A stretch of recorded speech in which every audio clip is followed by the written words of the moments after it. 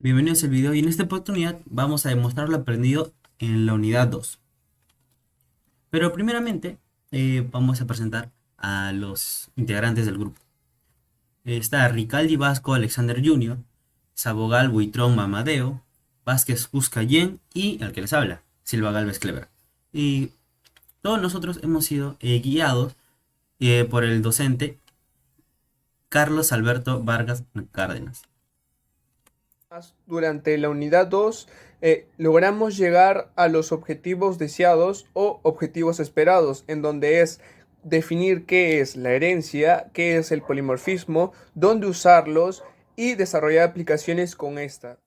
Bueno, a mí me ha tocado la sesión número 6 en la cual hemos visto las herencias. Pero antes de pasar con lo que viene siendo la herencia en Java, vamos a centrarnos lo que se nos viene primeramente cuando decimos herencia, ¿no? Cuando hablamos de herencia, se nos viene primeramente las características, actitudes o, o incluso enfermedades que los hijos poseen de los padres o de los abuelos en todo caso. Y también bienes, cuando una persona le brinda sus bienes a otra. Y ahora vamos a ver la herencia en Java. La herencia en Java tiene una clase padre que se le puede llamar, también se le puede llamar superclase, clase base, en la cual están sus atributos y métodos, los cuales van a heredar sus dos clases hijas, que las clases hijas se le puede llamar también subclases. Y estas subclases van a tener los mismos métodos y atributos. La única diferencia solo es que cada una va a tener un adicional sus propios atributos y sus propios métodos.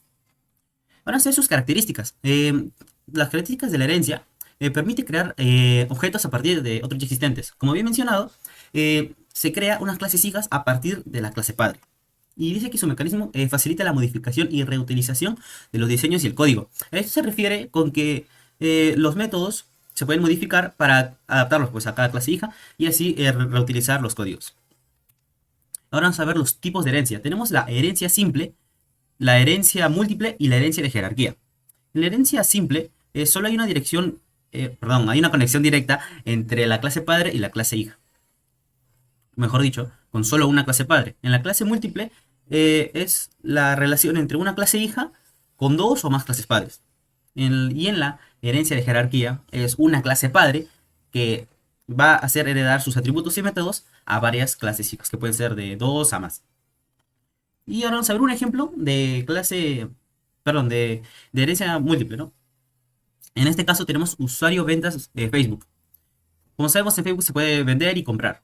En el workshop así es el nombre. Para el usuario va a tener su correo y su contraseña normal de Facebook. Y también sus métodos va a ser poder mandar mensaje, tanto como el vendedor al comprador y el comprador al vendedor. Solo que sus atributos de cada uno va a ser diferente. Bueno, en el caso de comprador, no tiene unos atributos específicos en el caso de ventas. No tiene otro que lo identifique. Porque es lo único que necesita, su correo electrónico y contraseña. En el caso del vendedor, sí, digamos, puede tener, el vendedor en Facebook puede tener reseña de ventas para que el comprador pueda ver cuál vendedor le conviene.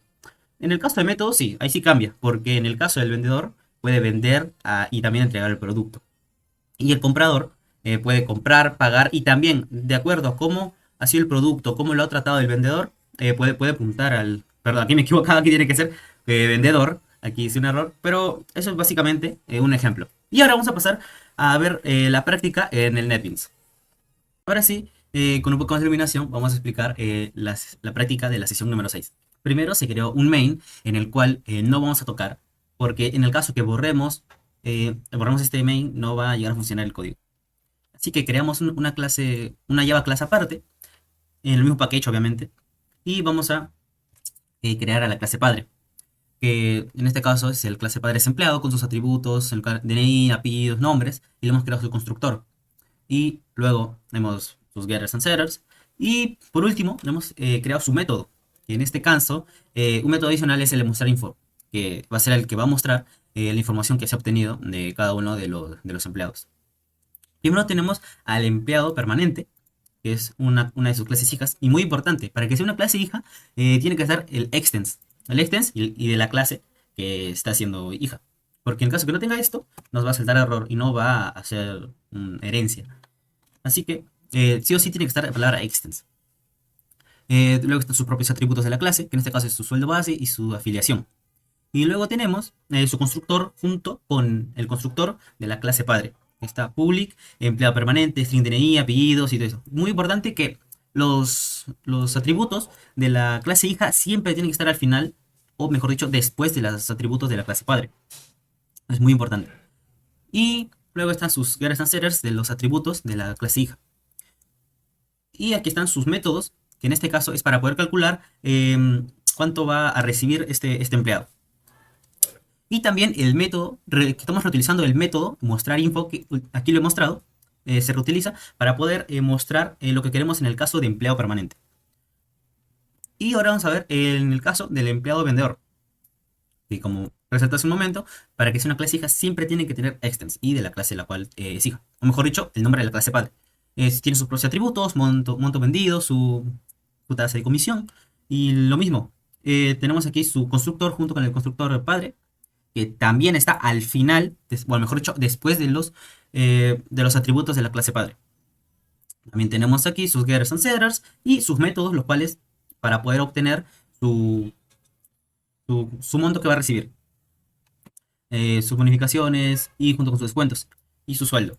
Y aquí tenemos el mismo método que también está en el caso de empleado permanente, pero solo que en este caso vamos a reutilizar este método para poder mostrar lo que queremos en el caso del empleado vendedor. Y también, ya dejando de esto, vamos a ir al JFrame, en el cual hemos creado, que es este.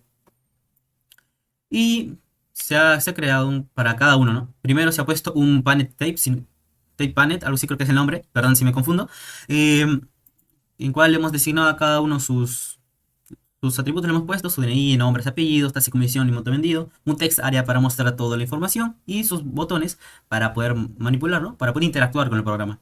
Igualmente en el caso de empleo permanente lo mismo, pero solo es que en este caso no tiene tasa de comisión ni monto vendido. Solo es que tiene un sueldo fijo, un sueldo base, y tiene su afiliación, que esta afiliación es lo que le van a descontar, ya sea AFP o SNP. Bueno, vamos a ver lo que corre el programa. Por ejemplo, aquí ponemos un DNI cualquiera. Un DNI cualquiera. Un nombre vamos a poner a Mario Castañeda, pongamos. El actor de doblaje de Goku. Uy, casi me equivoco. Castañeda. Castañeda. Vamos a hacer una comisión que tiene de 5. Un monto vendido de 1700 que venda, ¿no? Le queremos en crear empleado y ahí sale. Su nombre, Mario Castañeda. Apellidos, perdón, nombre Mario Castañeda. Apellidos Castañeda. Su DNI, ingresos. Ingresos es la multiplicación del monto vendido por la tasa de comisión. Y su descuento es de acuerdo a lo que le están descontando. Y su sueldo neto es el siguiente, el 7.150. Y ahora vamos en el caso de empleo permanente, que es algo más simple. Que solo tenemos que poner, por ejemplo, otro DNI ponemos, no sé, Lionel Messi. O no sé, Cristiano Ronaldo. No, Cristiano Ronaldo Santos. Dos Santos es. Dos Santos. Uy, perdón. Perdónenme. Dos Santos. Y digamos que tiene un sueldo base de 2.500, ¿no? Y que está en tipo de afiliación a AFP. Creamos. Y en FP le descuenta un cierto porcentaje. En este caso, bueno, cierta cantidad de dinero. Que en este caso es 375. Y en el caso que sea SNP, va a tener otro tipo de descuento. Que en este caso es 275. Y eso sería todo en el caso de la práctica de la sesión número 6. Y a continuación les paso con mis demás compañeros.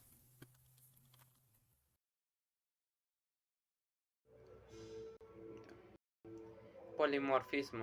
En programación orientada a objetos, polimorfismo es la capacidad que tienen los objetos de un clase en ofrecer respuestas a distintos e independientes de una función de los parámetros diferentes implementaciones utilizando durante su invocación.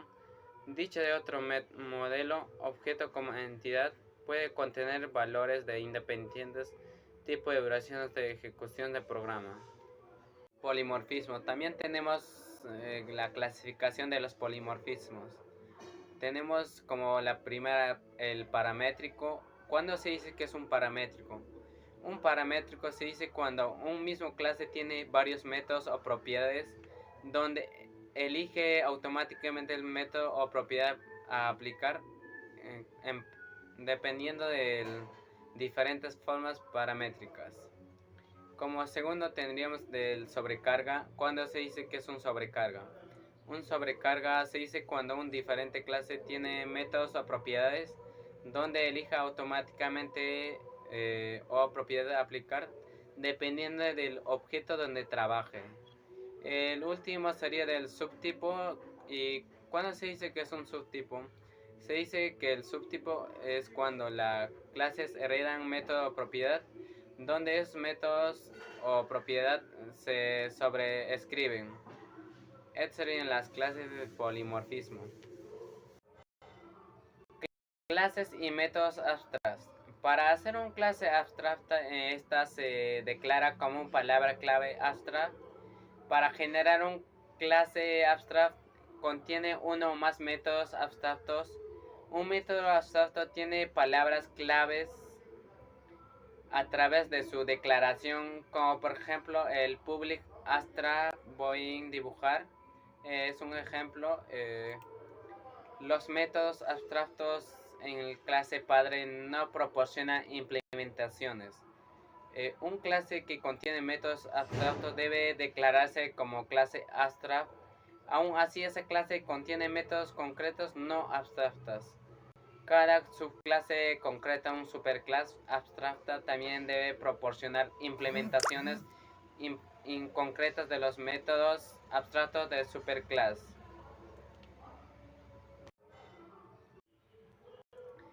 ¿Cuándo se utilizan clases abstractas? En programación orientada a objetos, las clases abstractas se usan como clases bases de una jerarquía y representación la funcionalidad común de un conjunto diverso de todos los objetos.